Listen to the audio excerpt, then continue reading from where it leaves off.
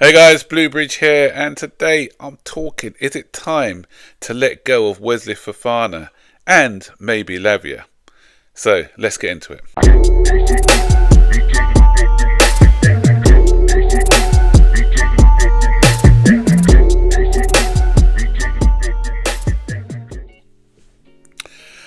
So, doing this after all the matches that took place today, and Aston Villa beat Nottingham Forest. A lot of people probably didn't want that result, but I did, and here's a reason why. Because if you look at Aston Villa's fixtures, they've got a tough run of fixtures. They've still got to play Newcastle, and they've still got to play Manchester City. So the teams in and around us, if we can drag Nottingham Forest back into that equation as well, that gives us more of a chance. Because if Forest had won, and then you're looking at Villa, I don't think, because as I said, with Villa's fixtures, and plus the fact that they're still in the FA Cup and the Champions League, I just feel that they may run out of steam. But with Forest, we win tomorrow against Brentford, and then all of a sudden we are 2 points behind Forest and in touching distance of them. Forest are going to be getting a bit nervous as well because they haven't been in this position before. We still got to go to Forest to play them at the last game of the season, so we want to have a good opportunity. So Forest, I think, can be catchable, are catchable at the moment. So that just drags one other team into the equation. So so I'm not too upset with that result, but we still need to go out and do our thing against Brentford tomorrow, which isn't going to be easy. So that brings me on to what I'm going to talk about, because in yesterday's press conference with Maresca, he mentioned about Fofana, and it was revealed that once again Fofana's out. And today, just about an hour ago, Matt Law put something out that he's out for the rest of the season. And so a lot of people were having a go at Maresca when he said he looks like he's going to be unavailable until near the end of the season. And then Fofana came out and rubbished that. So Maresca probably did know what he's talking about. Did Fofana not heed the medical advice? Because he's obviously come back early. Maybe it's against the advice of the medical staff, and because of that, he's had a setback, and he's now missing the rest of the season. He missed the majority of last season. He's missed the majority of this season. Can we afford to keep this guy? He's a good player. That's the thing. What I'm saying, when he's there and playing, he's probably our best centre back. But there's no point in being our best centre back if you're never available to play.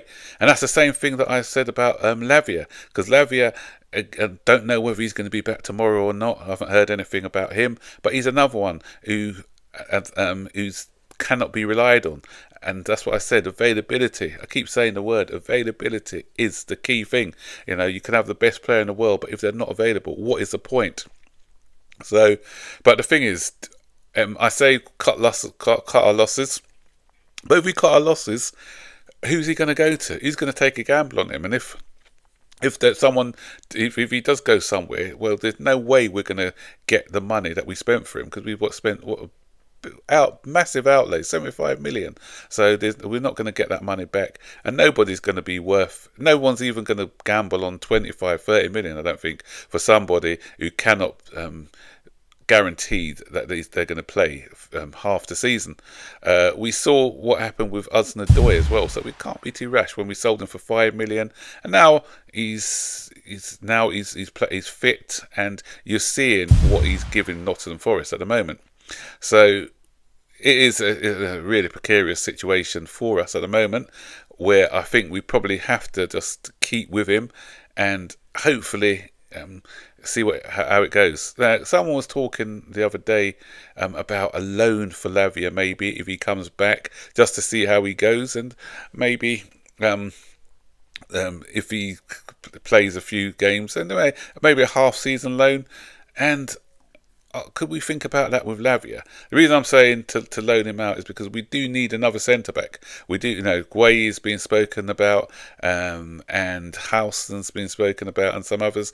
So we have to get in another centre-back, because, as I said, supposing we don't, and then he breaks down again, we're back to square one where we were at the beginning of the season.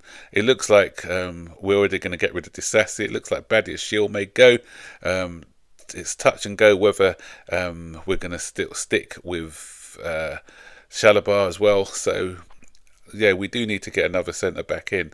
So a loan, someone taken with a loan, but it all depends on how he gets on in the close season, because he may get a clean bill of health. We never know, and that's the reason why now we know why. I know there's a lot of frustration around Reece James, but now we know the reason why Maresca's protecting him, because we don't want a situation where he comes and plays too many games and he has another setback. And so I know lots of people want him to play as a right back. He can't. Maresca's already said he can't play 2 games a week, and we've got to manage his time.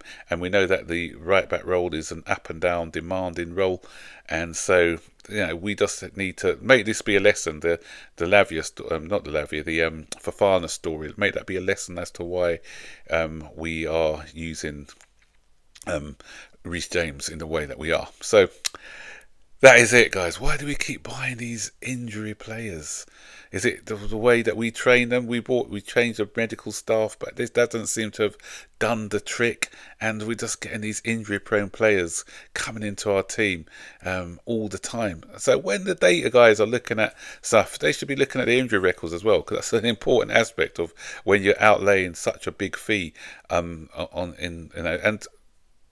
the last point I want to make, because we spent £75 million on him, we spent 50 odd million on Lavia, so that's 125 million, and we've got zero return on investment for these players. And because of this now, there's talk. I heard there's a story came out from the Times earlier today, where we are going to be in breach of financial fair play with UEFA, because they are failing to take into account the £200 million valuation we put on the women's team, which I thought was a bit cheeky anyway. I think it's not in the rules for the Premier League, so we can get away with that, but the European competitions is slightly different. So I think there's talk about paying a fine and thinking of payments going forward, or the sort of income outgoings going forward, and devising a plan for that.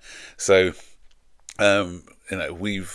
as I said, if we had return on our investment and we saw it on the field with winning, then we can say, yeah, at least that's a small price to pay, like we did under Roman Abramovich. But even now, we're getting in these players and we're not getting anything in return. So, guys, what do you think of this situation? What do you think about the Fofana? As I said, it'll be difficult to sell him. What do we do with Fofana? Put your suggestions in the comments box below.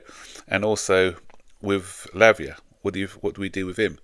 Do we keep? He's another good player, but never around for us. So again, stick your comments in the comment section below. And that's it, guys. Hopefully we get the 3 points against Brentford, put pressure on Nottingham Forest, up the Blues. I'll see you on the next one. So take care. Bye bye.